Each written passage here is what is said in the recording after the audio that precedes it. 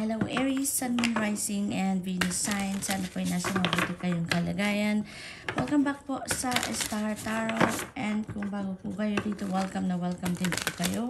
Maraming salamat po sa inyong suporta. Truly appreciated and God bless you all po. So tingnan po natin kung ano mga mensahe ninyo for November 4 for Aries. Unang mensahe ninyo, we have diversity. Ayan, forest. So, ang iba sa inyo, Aries, maaaring, parang siguro nabuboard na kayo sa ginagawa ninyo. Nabuboard na kayo sa routine ninyo. So, maaaring ganon. Kaya, inibitahan kayo ng energy na to, no? Try something new, no? Mag-try kayo ng ibang bagay naman. Try different things, try different approach sa inyong ginagawa nang sa gayon yung parang ma-break yung monotony, no, ng inyong ginagawa, ma-break naman yung routine ninyo. So you can try different things or different approach naman, no, sa mga ginagawa ninyo para nang sa gayon yung parang mababawasan or mabago, no, ang inyong mga ginagawa dito for now, no, Aries. Tingnan natin kung ano pa, flow. Ayan, so just be in the flow, no. Aries, maaring ang iba sa inyo dito siguro, may mga ginagawa kayong, nagtatry kayo na i-insist, no, kung ano yung mga gusto ninyo, i-insist kung ano yung mga goals ninyo, yung mga resulta ng inyong mga ginagawa, no, the way na exactly na kung ano yung gusto ninyo, no. Dito kasi pag in the flow kayo with the divine, when you are in the flow with the divine universe, no, mas mapapansin ninyo na mas magiging okay or mas smooth ang takbo ng lahat. Kaya para para mas maganda yung takbo ng mga ginagawa ninyo or ng mga ine-expect ninyo na mangyari, no, surrender na lang tayo sa divine universe. Mag-surrender tayo sa natural ebb and flow of life nang sa gayon mas magiging smooth ang takbo ng mga ginagawa natin or ng mga endeavor natin, no? So, wag nang kontrahin kung may mga pagbabago man na nangyayari or wag na nating i-insist talaga kung ano yung mga gusto natin, no? The way it should happen, no? Or yung the way na mag-unfold ang mga bagay, no? Na lang natin yan. I-surrender natin yan sa divine universe at sumunod na lang tayo sa agos ng buhay. Sumunod na lang tayo sa divine guidance. And sa gayon, everything will flow smoothly, no? So, tingnan natin kung ano pa ang ganap. We have imagination. Ayan, we have the cloud. So, dito Aries, parang iniimbitahan kayo dito ng divine universe na gamitin ninyo ang inyong imagination, no? Tumingala kayo sa skies, tumingin kayo sa clouds, no? At magmuni-muni kayo, pag-isip-isipan ninyo, ano nga ba yung gusto ninyong mangyari sa buhay ninyo? Ano nga ba yung mga hopes and dreams ninyo? No? Yung parang sinisigurado sa inyo ng divine universe ngayon kung ano nga ba ang gusto mo so that I can support you, diba? Kung ano yung gusto mo mangyari sa buhay ninyo.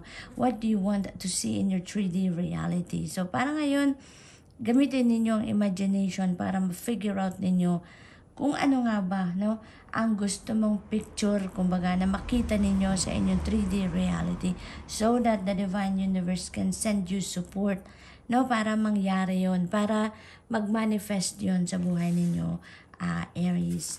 So, what else? We have purification.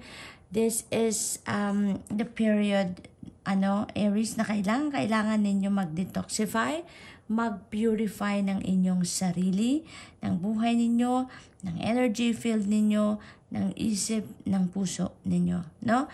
Maybe maraming kaguluhan sa isip ninyo, marami kayong iniisip, marami siguro kayong plano, and parang siguro naguguluhan kayo, hindi ninyo malaman ngayon kung ano ang uunahin ninyo, anong ipaprioritize ninyo, when are you going to start, no?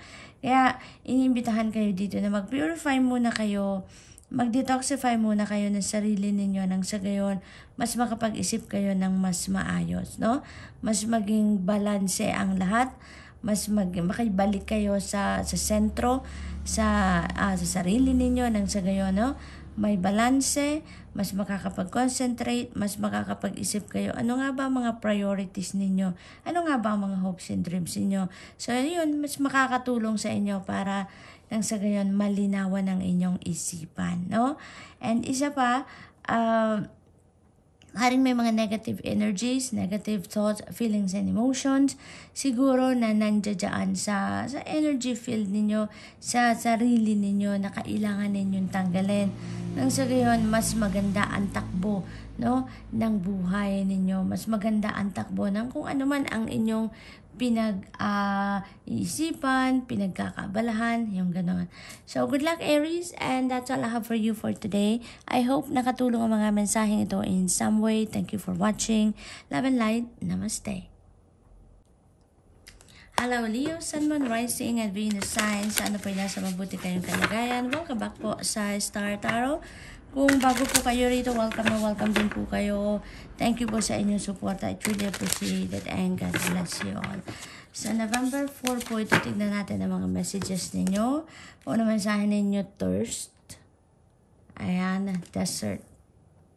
Sa Leo, maaring ano to, siguro ang iba sa inyo dito, thirst na literal na nauuhaw, no? From liquid, from water, ganon, yung mga fluid sa katawan, siguro nagkukulang ang iba sa inyo sa ganon, maaring literal na uuuhaw talaga ang iba sa inyo dito, no? Maaring hindi ka masyadong nagiinom, no? Ng tubig, ng kung ano mang fluid sa katawan, no? Maaring ganon. Maari din na this is thirst na spiritual, no? Ang aspeto. So, maaring ang iba sa inyo may need to connect or reconnect with yourself, with your higher consciousness, reconnect with your soul, reconnect with God, no? Maaring may mga ganong ganap ang iba sa inyo dito. Kaya siguro may mga bagay dito na it's not falling into its right place siguro dahil may imbalance, no? Kulang kayo ng attention siguro, kaya kailangan ninyo ng panahon para mag-reconnect kayo with your soul, reconnect with your spirit, no? Reconnect with God, no? So maaaring ganun ang ganap, spiritual aspect dito ang kulang, no? Ang ano ninyo, ang connection. So go for it. We have number 35, Sequoia 3, balance. Ayan. Speaking of imbalance, no? Parang meron talagang imbalances dito na nangyayari sa inyo, Leo. Kaya, sikapin ninyo ngayon, no? Na maibalik ninyo ang balance sa buhay ninyo. Bring the equilibrium back in your life. Nang sa gayon, mas magiging in the flow kayo, no? In the flow kayo with the divine, in the flow kayo with the universe, no? In the flow kayo sa kung ano man ang agos ng buhay, 'di ba? Yung ganon. So, maaaring kailangan ninyo dito ng meditation, kailangan ninyo na mag-prayer mode dito, kailangan ninyo dito na mag-solitude kayo nang sa gayon makapagpahinga kayo, makapag-reflect, makapag-reassess kayo ng mga ganap na ngayon sa buhay ninyo, no? Nang sa gayon makita ninyo kung anong dapat ayusin, anong dapat i-improve, anong dapat na pagtutuunan ninyo ng ekstrang panahon, no? So, what else? We have breakthrough. Breakthrough is at hand. Ayan, Leo. At yung breakthrough na to ay maaaring dumating ito ng mabilisan, ano? Maaaring mabilisan ang pagdating nito. Maaaring parang lightning lang siya na dadating ganong kabilis at ganong katindi, no? Maaaring ganon. And also, maaari din naman na yung breakthrough na to, ito yung magsisimula or ito maghahatid ng liwanag sa kung ano man ang madilim na pinagdadaanan ng iba sa inyo. Maaaring may problema, maaaring may challenging situation ang iba sa inyo na pinagdadaanan sa ngayon, Leo. And maybe it's because, walang balanse ngayon ang sarili ninyo. Kaya, maaaring yung breakthrough na to, ito yung magsisimula para magkaroon na kayo ng balanse. Maaaring ito magbubukas ng pinto para sa iyo, para maibalik ninyo ang balanse sa buhay ninyo. At saka, parang ito na, with this breakthrough, magiging maayos na din ang lahat, no? Mapagtutuunan na ninyo ng oras, panahon, pansin, ang mga bagay na nangangailangan talaga din ng inyong pansin at ng inyong atensyon, ano? Leo, so good luck to that. What else? We have air. Ayan. Feeling ko dito, Leo, no, ang iba sa inyo, yung parang naninikip ang dibdib, no, maaaring ganun. Or nahihirapang huminga, maaaring ganun. It's because maaaring natitense kayo.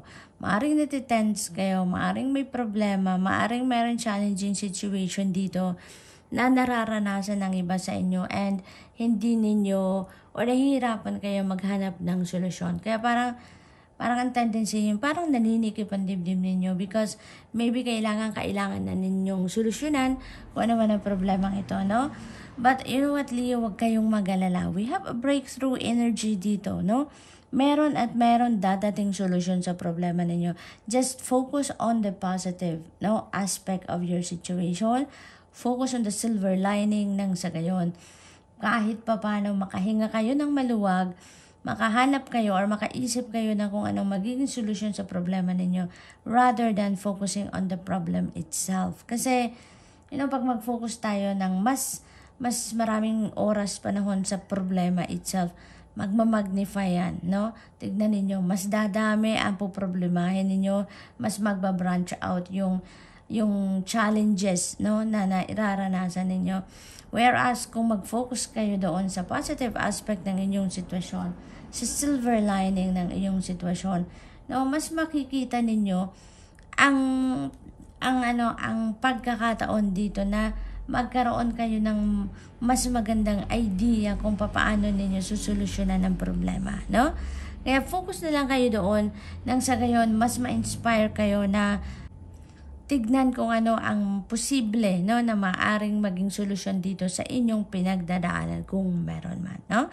So good luck, Leo, and that's all I have for you for today. I hope nakatulong ang mga mensaheng ito in some way. Thank you for watching. Love and light. Namaste.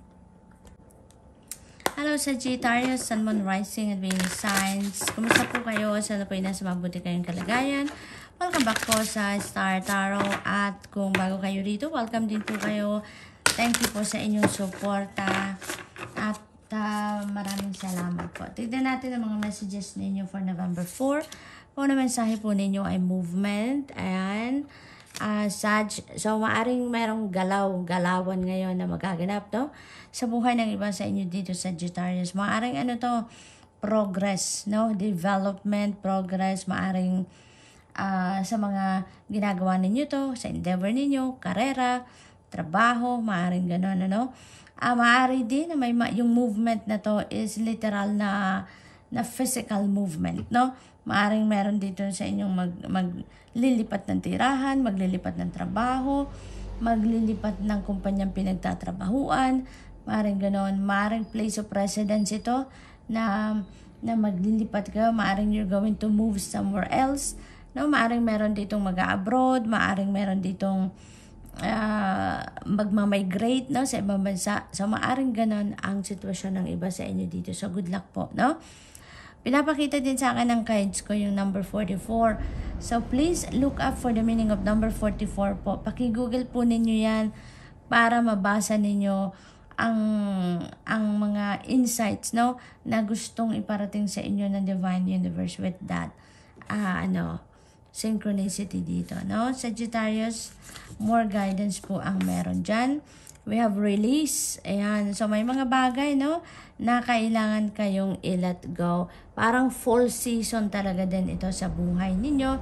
It's time for releasing, for purging, for letting go of anything or anyone, no, sa buhay ninyo that doesn't serve your best interest, doesn't serve your highest good anymore. It's time to let them go, no? Pinapakita din sa akin ng guides ko yung angel number 444. Diba meron tayong 44, tapos itong simula din ng number niya is 4. So we have 3 consecutive 4s dito. Kaya that is an angel number. Sagittarius, please look up for the meaning also of angel number 444. for more guidance po, no? So, release, Sagittarius, maaaring meron dito bagong papasok sa buhay ninyo, bagong situation, bagong experience, bagong tao, no? Or mga bagong bagay. Kaya kailangan ninyong mag-let go, kailangan ninyong mag-release so that you can make room, no, sa buhay ninyo for this newness na parating, no? Maring meron nang nag-aabang, no? Mayroon nang nag-aabang na dumating or pumasok sa buhay ninyo. Hindi lang makapasok, it's because parang punong-puno pa kayo. Maraming clutter sa buhay ninyo sa ngayon na kailangan na ninyong tanggalin ng sa gayon, ma-welcome na ninyo ang fresh start na to sa kung ano mang area ng buhay ninyo, no? Maaari din na emotion ito, no? Sagittarius, ang kailangan ninyong i-release. Ang napipick up ko din dito, this could be emotion na matindi, no? Anong tawag dito? Intense, no? Intense emotion nito. Maaring galit ito, maaring inis, yung gano'n. Parang matagal na siguro ninyong sinusuppress ang nararamdaman ninyong ito. Hindi ninyo ma-express, hindi ninyo mailabas, no? Yung pag-release naman ito, release responsibly, kumbaga, no? Not necessarily na kung may galit kayo sa isang tao or sa pangyayari, talagang aanuhon ninyo yan, mag-outburst kayo, no? Not necessarily naman na gano'n. There are many other ways, no? Para makapag-release tayo ng mga nararamdaman natin. So, do it na in a way na hindi kayo masasaktan, hindi kayo makakasakit ng ibang tao, no? Yung mga gano'n. So, we also have diversity. Ayan. So, maybe ang iba sa inyo dito, siguro may boredom na nararamdaman, may parang hindi maluwag ang pakiramdam ninyo, alam mo yung parang naninikip siguro yung dibdib ninyo dito, no? Kasi parang siguro bored na kayo, sawang-sawa na kayo sa mga nangyayari, maring gano'n. That's why you are moving on or you are moving forward with your life, no? Meron tayong movement. You're going to try something else dito. You're going to try to move to different place, no? Because you want to try a different environment. Maaaring gano'n ang sitwasyon dito, no? You're going to try something new or something different dito nang sa gayon ma-break yung monotony na nararamdaman ninyo, ma-break yung nararamdaman ninyong routine. Kumbaga, naging routine na sa inyo mga ginagawa ninyo. Kaya parang you are looking for something different ngayon, ano? Yun ang napipick up ko dyan. What else? We have initiation. Ayan, cave. Maari din, no? Na talaga to, spring season din, no? Dito sa releasing, full season yan ng buhay ninyo. Kailangan ninyong may let go na kayo. Dito naman sa cave initiation, no? Parang naman to, parang spring season na you're going to start something new. You're going to start something different na excited kayong gawin ito. It's because hindi ba ninyo to nagagawa? Or maybe this is something na you are longing for so long na gusto ninyong simulan, no? So, good luck, Sag. And that's all I have for you for today. Sana po nakatulong, no? In any way, ang mga mensahe ito. Thank you and love and light. Namaste.